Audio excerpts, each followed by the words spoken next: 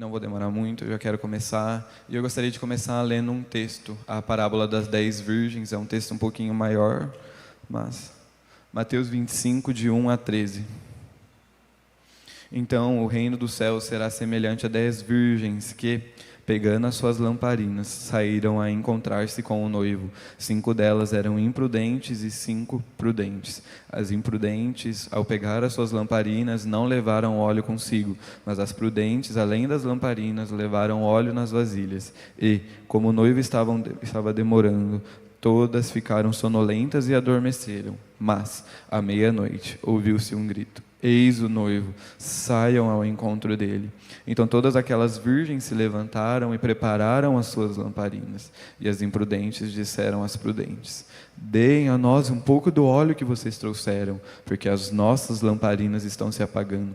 Mas as prudentes responderam: não, porque então vai faltar tanto para nós como para vocês. Vão aos que o vendem e comprem óleo para vocês. E, saindo elas para comprar, chegou o noivo, e as que estavam preparadas entraram com ele para a festa do casamento, e fechou-se a porta.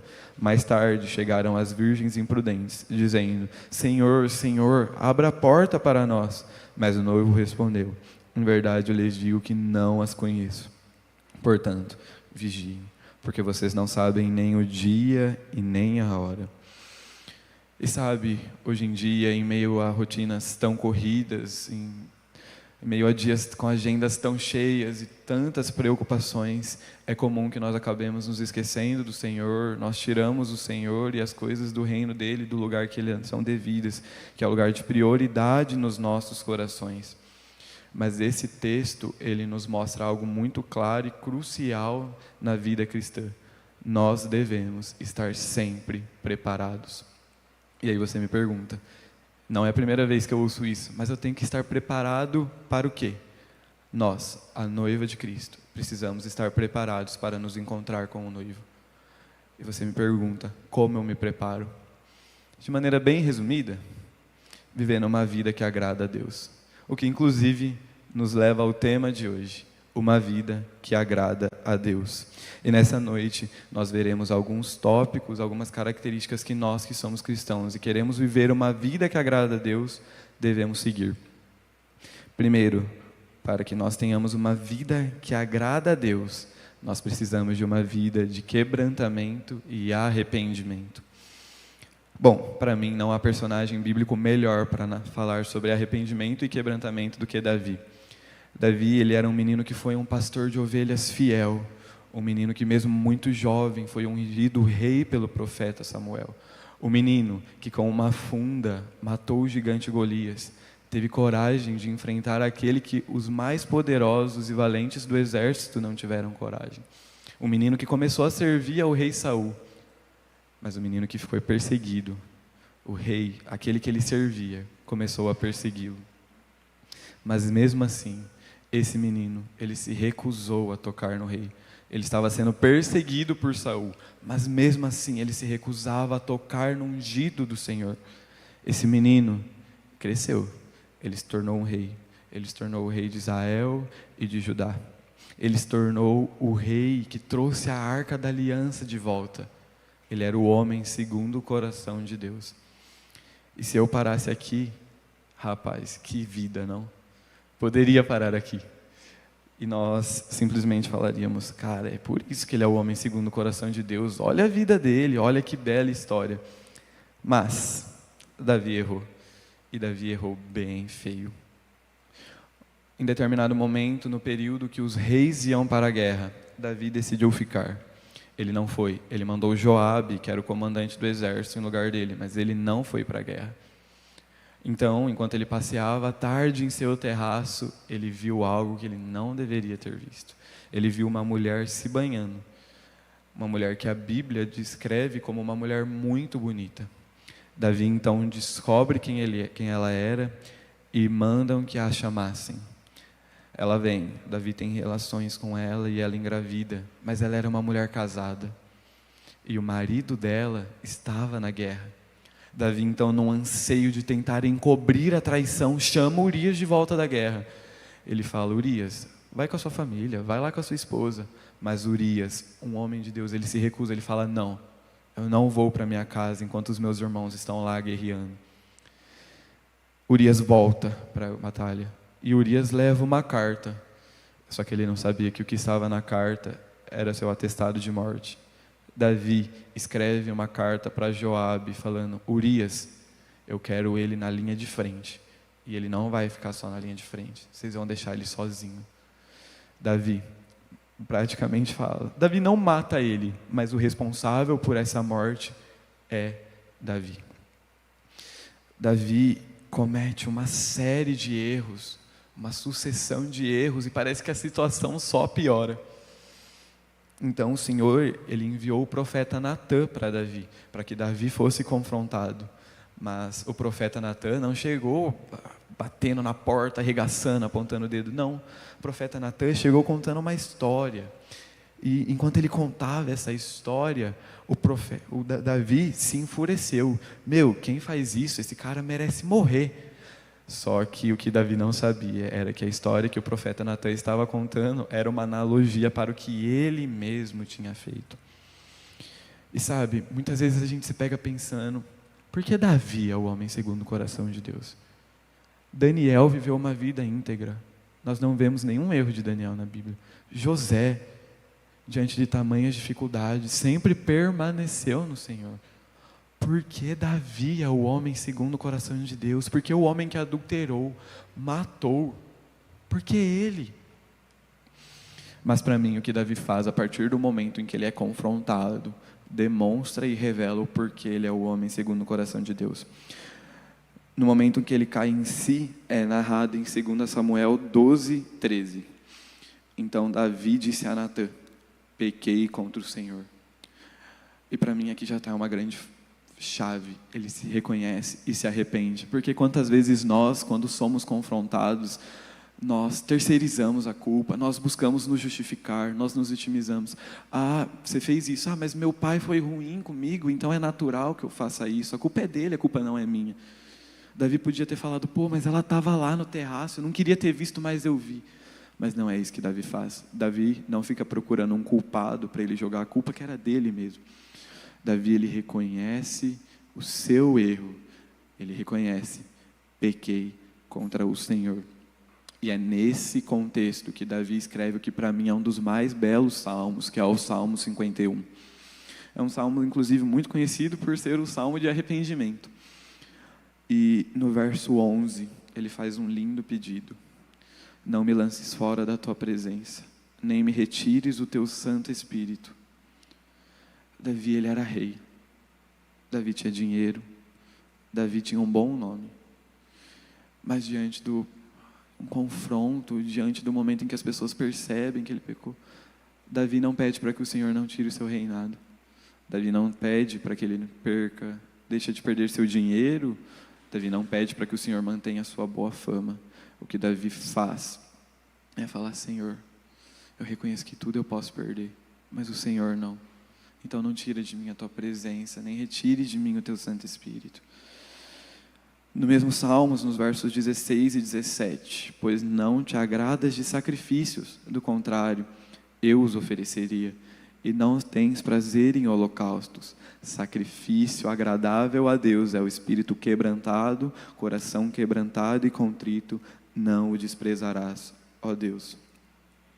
Aqui Davi reconhece que ele não precisava oferecer um holocausto. Ele não precisava queimar um ovilho no altar.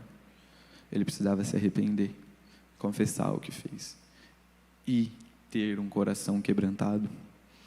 E para mim, você me pergunta: como eu sei que eu me quebrantei? Muitas vezes a gente acha que quebrantamento é um choro.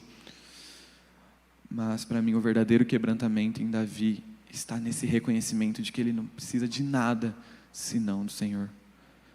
Davi errou, mas a oração do homem segundo o coração de Deus diante dos seus erros é: Senhor, não tira de mim a tua presença, porque sem ela eu não vivo. Davi não fala do seu dinheiro, Davi não fala de sua fama. Davi reconhece que a sua verdadeira necessidade e dependência estava em Cristo. E é por isso, para mim, que Davi é o homem segundo o coração de Deus, porque ele reconhece que o que toca o coração do Senhor em meio aos nossos erros, e deixa eu te dar um spoiler: todo mundo erra. A Bíblia nos diz: todos pecaram, então ninguém está isento de erros. mas o nosso posicionamento depois dos nossos erros diz muito sobre a nossa vida cristã. E o posicionamento de Davi depois dos seus erros é algo que nos ensina. Ao invés de ficar jogando a culpa, ao invés de transferir para outras pessoas ou ficar se justificando, se vitimizando, nós devemos nos humilhar ao Senhor.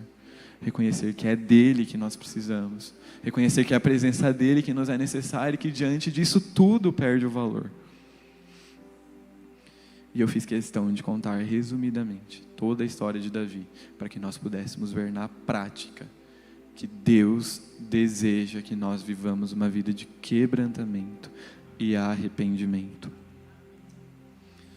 Bom, e segundo ponto, Deus deseja uma vida sincera, sem dupla personalidade. E há uns dias eu estava lendo Romanos 12, e Romanos 12:1 fala que Paulo pede: portanto, irmãos, peço pelas misericórdias de Deus que ofereçam a sua vida, o seu corpo como um sacrifício vivo, puro, santo e agradável a Deus. Inclusive este é o nosso culto racional. E eu fiquei meditando naquilo, e em determinado momento eu fui orar e eu perguntei: Senhor, o que o Senhor quer de mim hoje para que eu viva um sacrifício puro, um sacrifício santo, um sacrifício que te agrada? E naquele dia, exatamente naquele dia, eu ia na casa de um grande amigo meu, mas é um amigo meu da escola. Ele não vai na igreja, ele não frequenta a igreja. E a resposta que eu tive do Senhor naquele dia é que lá eu também deveria ser um cristão. E eu fiquei meditando nisso enquanto eu orava. E a primeiro momento, eu já estava escrevendo essa pregação, e a primeiro momento eu pensei que isso era algo muito pessoal, era algo num contexto muito específico e que Deus estava falando para mim. Mas diante de oração eu entendi o que o Senhor ministrou comigo, é que o Senhor deseja filhos que não vivam uma vida dupla. É que é muito fácil para nós aqui vestir uma máscara de super crente. Aqui eu chego, eu sou bem recebido, eu tenho um louvor legal, eu ouço uma palavra legal, numa igreja com uma estrutura legal. Aqui não tem desafio nenhum para o meu cristianismo. Aqui acaba o culto, eu vou para a minha roda de amigos. Aqui eu não sou desafiado, aqui eu sou ensinado, mas eu não sou desafiado ao meu cristianismo. Mas quando a gente sai daqui, os desafios começam. Os desafios ao nosso cristianismo começam nos nossos ambientes de estudo, nos nossos ambientes de trabalho, nos nossos relacionamentos. Aí, os desafios começam a aparecer e a chegar. E a minha pergunta para você é: quem você é fora daqui? Como você reage quando o seu cristianismo é testado? O que você faz quando só está você e Deus? A Bíblia diz em Hebreus 4:13: e não há criatura que não seja manifesta na sua presença. Pelo contrário, todas, repito, todas as coisas estão descobertas e expostas aos olhos daquele a quem temos de prestar contas. Não há nada que Deus não veja e não há nada encoberto aos olhos dele. Mas isso muito provavelmente não é uma novidade para você. Nós crescemos ouvindo que Deus está em todos os lugares, que Deus vê tudo. Nós sabemos disso. Mas a verdade é que muitas vezes a gente já nem liga mais para isso. Sabe, um grande problema é que nós temos tido muito temor de homens e pouco temor a Deus. Você se preocupa em agradar as pessoas. Nós vivemos uma vida para performar. Nós não vivemos uma vida para tocar o coração do Senhor. Eu estou mais preocupado em manter as minhas máscaras de um crente perfeito do que em agradar ao Senhor. E eu quero trazer uma situação que aconteceu comigo há alguns meses que demonstra exatamente isso. Há alguns meses aconteceu algo e eu entendi de Deus que eu deveria confessar. E então diante disso eu pensei, vou confessar para o Douglas, né, que ele é o meu líder. Mas antes que eu confessasse, me veio um pensamento: ele é o meu líder, ele vai mesmo ficar sabendo disso? Mas depois, enquanto eu orava, eu pensei, justamente por esse pensamento ter vindo, é que ele tem que saber disso. Isso seria temor de homens. Isso seria eu me preocupando em manter uma máscara de cristão perfeito, daquele crente quadrado. Todos nós erramos. Mas eu preciso, e nós precisamos, para viver uma vida que agrada ao Senhor, ter temor ao Senhor, não ter temor a homens. É que é difícil, porque para isso a gente tem que renunciar ao nosso ego. É difícil, porque para isso a gente tem que renunciar ao nosso orgulho. Para mim seria muito mais gostoso se eu não tivesse confessado para Ele. Mas a Bíblia fala que quando a gente confessa uns aos outros, a gente é curado. Vale a pena manter uma máscara para não receber cura? Enquanto eu pensava, enquanto eu meditava nisso, me veio à mente a igreja de Laodiceia. Na carta de Apocalipse, à igreja de Laodiceia. Inclusive eu conversei um pouco com o Tiago sobre isso. E eu gostaria de ler o que o Senhor fala em Apocalipse 3, de 14 a 20. Ao anjo da igreja em Laodiceia, escreva: estas coisas diz o Amém, a testemunha fiel e verdadeira, o princípio da criação de Deus. Conheço as obras que você realiza, que você não é frio nem quente. Quem dera você fosse frio ou quente. Assim, porque você é morno e não é quente nem frio, estou a ponto de vomitá-lo da minha boca. Você diz: sou rico, estou bem de vida e não preciso de nada. Mas você não sabe que é infeliz, sim, miserável, pobre, cego e nu. Aconselho que você compre de mim ouro refinado pelo fogo, para que você seja de fato rico. Compre vestes brancas para se vestir, a fim de que a vergonha de sua nudez não fique evidente, e colírio para ungir os olhos, a fim de que você possa ver. Eu repreendo e disciplino aqueles que amo. Portanto, seja zeloso e arrependa-se. Eis que estou à porta e bato. Se alguém ouvir a minha voz e abrir a porta, entrarei em sua casa e cearei com ele, e ele comigo. Aqui o Senhor está confrontando uma igreja que estava infrutífera. Uma igreja que, por ser uma igreja, pelo menos teoricamente se reunia em nome do Senhor. Mas era uma igreja que já tinha perdido o temor. Era uma igreja em que não já se via mais Cristo. Cristo já havia deixado de ser o centro. E, sabe, eu vejo que muitas vezes nós temos sido assim.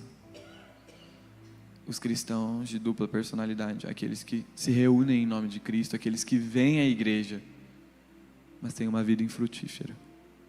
Têm uma vida que não agrada ao Senhor. Têm uma vida que não exala o aroma de Cristo. Mas eu sinto que o mesmo chamado que foi feito à igreja de Laodiceia é feito para nós. Eu não estou fazendo isso para te apontar o dedo, nem para te acusar, até porque eu não sou perfeito. Quem seria eu para fazer isso? Mas eu creio que é porque há tempo de mudança. E o mesmo chamado que Deus fez à igreja de Laodiceia, Ele faz para nós. Arrependa-se. O Senhor, Ele está batendo a porta. Ainda está batendo. Dá tempo de se arrepender. E quando nós abrimos a porta, o Senhor, Ele entra. Nós cearemos com Ele e Ele conosco. A minha oração é para que o Senhor nos incomode quando nós estivermos sendo diferentes fora da igreja do que nós somos aqui. A minha oração é para que as nossas máscaras caiam e que as pessoas possam ver Cristo em nós. Que o nosso temor de homens caia e que nós passamos a viver pautados no temor ao Senhor. Nós estamos lendo Provérbios, né? A jornada da sabedoria. E, inclusive o Provérbios, a leitura de hoje, Provérbios 22, nos mostra a recompensa de viver em temor ao Senhor. Provérbios 22, 4. A recompensa da humildade e do temor do Senhor são riquezas, honra e vida. O temor a homens vai nos levar à destruição, mas o temor ao Senhor, uma vida sem máscaras, nos leva a riquezas, honra e vida. Terceiro, uma vida de fé. E para falar sobre fé, eu quero trazer o entendimento bíblico do que é a fé. Eu gostaria de ler Hebreus 11:1. Ora, a fé é a certeza de coisas que se esperam, a convicção de fatos que não se veem. Por exemplo, eu tenho fé em Jesus. Eu vejo Jesus? Eu não vejo Jesus pessoalmente, mas eu tenho a convicção de que Ele existe e de que Ele é o meu Salvador. E eu fiz questão de ressaltar a visão bíblica do que é fé, porque hoje nós vemos muitas pessoas tratar a fé como se fosse uma espécie de energia positiva. E ela não é. Bom, eu gostaria de ler com os irmãos Marcos 16:16. Marcos capítulo 16, verso 16. Quem crer e for batizado será salvo. Quem, porém, não crer será condenado. E agora eu gostaria de ler 1 Timóteo capítulo 2, versos 3 e 4. Isto é bom e aceitável diante de Deus, nosso Salvador, que deseja que todos sejam salvos e cheguem ao pleno conhecimento da verdade. Bom, então a Bíblia, que é a palavra de Deus, e 2 Timóteo mesmo nos diz que toda a Bíblia é inspirada por Deus. Então toda ela tem a direção de Deus, mesmo que tenha sido escrita por homens. Foram homens inspirados por Deus. A Bíblia nos diz que a fé é o caminho para que nós atinjamos a salvação. E a Bíblia nos diz que Deus deseja que todos alcancem a salvação. E se a fé é o caminho para atingir algo que Deus deseja que todos atinjam, significa que Deus deseja que todos tenham fé. É um desejo do Senhor que todos nós vivamos uma vida de fé. Bom, e o desejo do Senhor em que nós tenhamos fé e nós vermos que Ele se agrada disso é muito claro em Hebreus 11, de 4 a 6. Pela fé, Abel ofereceu a Deus um sacrifício mais excelente do que Caim, pelo qual obteve testemunho de ser justo, tendo a aprovação de Deus quanto às suas ofertas. Por meio da fé, mesmo depois de morto, ainda fala. Pela fé, Enoque foi levado a fim de não passar pela morte. Não foi achado, porque Deus o havia levado. Pois, antes de ser levado, obteve testemunho de que havia agradado a Deus. De fato, sem fé é impossível agradar a Deus, porque é necessário que aquele que se aproxima de Deus creia que Ele existe e que recompensa os que o buscam. Abel, ele recebeu a aprovação de Deus com relação às suas ofertas. Ele foi achado justo porque ele foi aprovado. Mas o que Hebreus 11:4 nos demonstra é que isso foi através da fé. Pela fé, Enoque não passou pela morte. E a Bíblia nos diz que ele vivia uma vida que agradava a Deus. E o que a Bíblia também nos diz é que isso foi através da fé. Hebreus 11:6. De fato, sem fé é impossível agradar a Deus. Mas sabe, a fé também não pode ser usada como uma justificativa para a minha falta de ação. Como assim? Por exemplo, eu vou passar na faculdade, mas eu vou passar sem estudar, porque eu sei que Deus vai abrir uma porta para mim. Cara, isso não é fé. Isso é você usando o nome do Senhor para justificar a sua preguiça. A gente não pode usar o nome do Senhor ou usar a fé para justificar a nossa falta de ação. Eu creio que Deus é todo poderoso e eu sei que, se necessário, Ele pode abrir uma porta de universidade para mim. Mas nem por isso eu não vou deixar de estudar, eu vou deixar de me preparar. Eu gostaria de ler Tiago, capítulo 2, verso 26. Por quê? Assim como o corpo sem espírito é morto, assim também a fé sem obras é morta. A gente deve viver uma vida de fé, mas as nossas obras e ações demonstram o quanto de fé nós verdadeiramente temos. Sabe, diversas vezes, mas assim, diversas vezes mesmo, eu orei para que o Senhor aumentasse a minha fé. E é uma oração que você também pode fazer. Sabe, quantas vezes eu pensava, os sinais e maravilhas acompanharão aqueles que creem.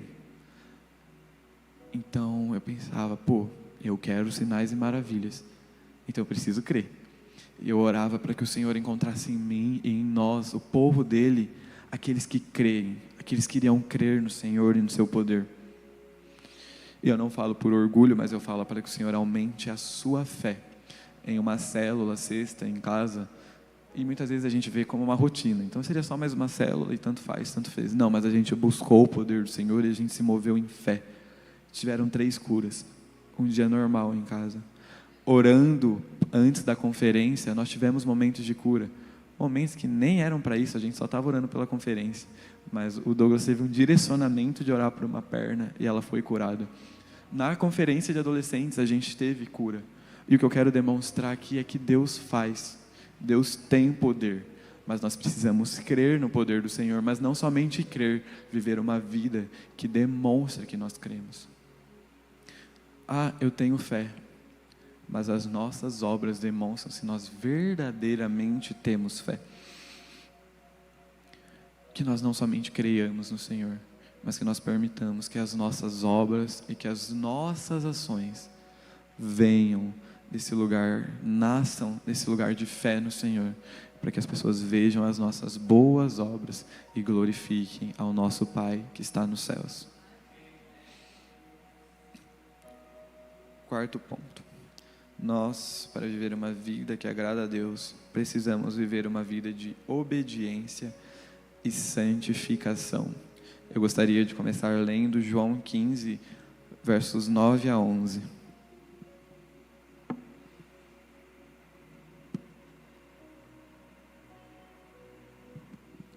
Como o Pai me amou, também eu amei vocês. Permaneçam no meu amor.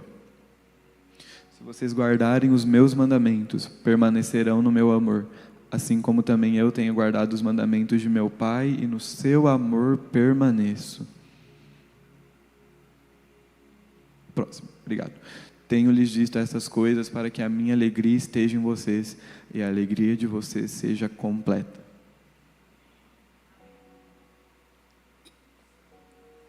Nessa passagem, Jesus nos diz que permanecer no Senhor, que é a videira verdadeira, e guardar os mandamentos do Pai, é o caminho para que nós tenhamos uma vida de alegria completa. Sabe, enquanto eu meditava nessa passagem hoje, quando o Senhor ministrou ela comigo, eu me lembrei de Salmo 119, mais especificamente os versos 9 e 11. De que maneira poderá o jovem guardar puro o seu caminho? Observando-o segundo a tua palavra. Guardo a tua palavra no meu coração, para não pecar contra ti. Bom, Jesus nos instrui, uma instrução bem clara, inclusive. Nós devemos guardar os mandamentos. E o salmista, ele nos diz que guardar os mandamentos, a palavra do Senhor, é o caminho para que nós consigamos não pecar. E não pecar é obedecer. Nós precisamos ler a Bíblia e guardá-la em nosso coração, para que nós consigamos viver uma vida de obediência e santificação. Porque quando eu conheço a palavra de Deus, eu começo a rebater as tentações e as inverdades que são sopradas por Satanás pela minha alma com as verdades de Deus.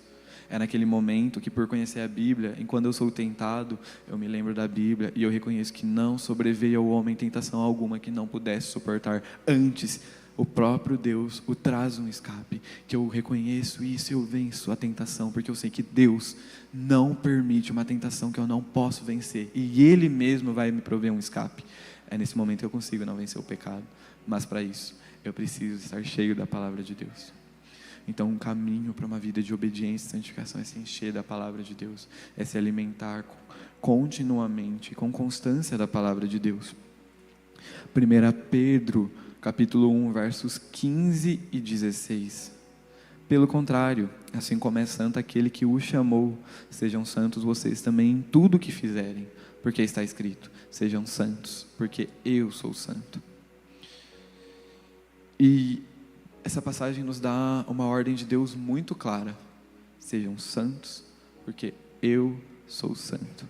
Então nós precisamos viver uma vida de constante santificação. Lembrando que aqui ser santo não é realmente ser santo, só Jesus conseguiu, mas é um processo de santificação. É quando eu exponho a minha vida a uma autoanálise constante. É quando eu, inclusive, é uma autoanálise pautada na palavra de Deus. E eu penso, tá, a minha vida hoje, o que eu estou pecando? E eu começo a entregar ao Senhor. Eu começo a me quebrantar e me arrepender para viver uma vida de santificação. O Senhor, Ele é santo e Ele deseja que nós, os filhos dEle, também sejamos assim como Ele é. Eu quero ler agora João 14, 21. Aquele que tem os meus mandamentos e os guarda, esse é o que me ama. E aquele que me ama será amado por meu Pai, e eu também o amarei e me manifestarei a ele. Ou seja, quando nós amamos ao Senhor, ele se manifesta para nós. E como nós demonstramos amor ao Senhor? Obediência, santidade. E eu entendo que a manifestação de Cristo nas nossas vidas é um presente. E é um presente que Ele dá para aqueles que guardam os seus mandamentos, para aqueles que obedecem, para aqueles que escolhem permanecer no Senhor. Permanecer no Senhor e permanecer em obediência gera alegria completa, gera plenitude.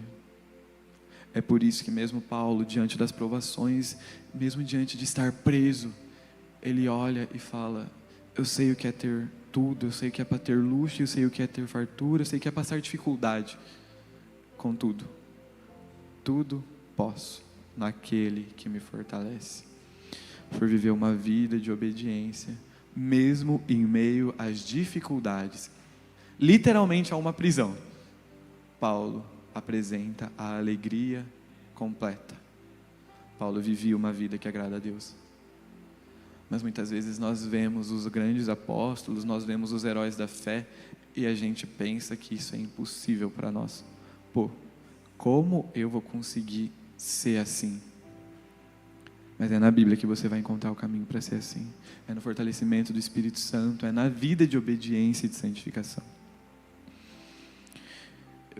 A obediência, ela jamais geraria tantos frutos se o Senhor não se agradasse dela. O Senhor se agrada de nós quando vivemos uma vida de obediência e santificação. Quinto e último, uma vida de gratidão. Eu gostaria de ler primeiro Salmos 50, 23. Aquele que me oferece sacrifício de ações de graças, esse me glorificará. E ao que prepara o seu caminho, farei com que veja a salvação de Deus. E aqui nós vemos algo que o salmista tem falado muito claro. Nós glorificamos ao Senhor quando nós oferecemos a Ele sacrifícios de ações de graças. Então, quando eu tenho um coração grato a Deus, o Senhor é glorificado. Eu gostaria de ler agora Salmos 69, 30 e 31. Louvarei com cânticos o nome de Deus, quero exaltá-lo com ações de graças. Isso será muito mais agradável ao Senhor do que um boi ou um novilho com chifres e cascos. E o que o salmista está nos falando é que louvar ao Senhor e exaltá-lo com ações de graças é mais agradável para Ele do que ofertas de novilhos, de bois. Mas o salmista não fala simplesmente que é mais agradável, é muito mais agradável. Então o Senhor, Ele espera de você que você tenha uma vida de gratidão. E eu sei que em meio a tempos difíceis, em meio às tempestades, e elas vêm, é difícil ser grato. Porque quando vem as tempestades e nós estamos em meio a elas, é difícil a gente ver o Senhor, a gente sente que tudo gira em torno disso e a gente só vê problemas. Mas nós não podemos nos esquecer do Senhor. A gente não pode se esquecer de algo que nós temos esquecido. Deus é bom. A gente só vê Ele como um Deus julgador, como um Deus muitas vezes ruim. Mas Deus é bom. Ele é e sempre será um bom Pai. E aí você me fala, tá bom, é fácil falar, mas o que fazer em meio às dificuldades? Eu te respondo, eu quero ler Lamentações 3, 20 e 21. O 20 primeiro, por favor. Obrigado. Minha alma continuamente se lembra disso e se abate dentro de mim. Quero trazer à memória o que pode me dar esperança. E aqui a gente vê o profeta Jeremias falando, a minha alma continuamente se abate dentro de mim. Ele estava passando por um momento de grande angústia, um momento de grande aflição. E quantas vezes nós nos encontramos assim? Nós nos encontramos com a nossa alma abatida dentro de nós. Nós só conseguimos enxergar os problemas diante das tempestades. Mas em meio à dificuldade, em meio à luta, o profeta escolhe trazer à memória aquilo que pode dar esperança. E é exatamente isso que nós devemos fazer. E eu quero dar um exemplo bem palpável de algo que aconteceu comigo muito recentemente. Para quem não sabe, eu acabei de prestar muitos vestibulares, muitos mesmo. E eu estou prestando medicina, e a medicina é um chamado de Deus para a minha vida. Não foi uma opção que veio da minha vontade, mas é uma direção do Senhor para mim. E sabe, e diante dos resultados, eu estava me pegando meio frustrado, e eu me peguei murmurando, porque, cara, medicina é o curso mais concorrido, é o mais difícil de passar. E eu ficava pensando, pô, Deus, qualquer outro curso que não medicina eu ia passar fácil, eu ia poder escolher para onde ir, medicina não me dá esse luxo. E eu murmurei diante do chamado do Senhor, porque eu estava frustrado. Mas diante disso, o Espírito Santo começou a me incomodar. E eu fui levado a um arrependimento que veio do entendimento de que, cara, eu sou tão pequeno. Deus ter um chamado para mim já é um presente. Eu vou reclamar disso? Eu, diante de tamanha criação, eu sou tão pequeno, teoricamente insignificante, mas ainda assim eu tenho um Deus que me vê, um Deus que tem um propósito para mim nessa terra, e trazer à memória aquilo que pode me dar esperança, fez com que eu tivesse gratidão ao Senhor. E a verdade é que por falta de gratidão, nós passamos a enxergar bênçãos do Senhor como um fardo para nós. Mas que nós possamos nos lembrar do Senhor, de quem Ele é, de tudo o que Ele já fez por nós, e com isso viver uma vida de gratidão que agrada o coração do Pai.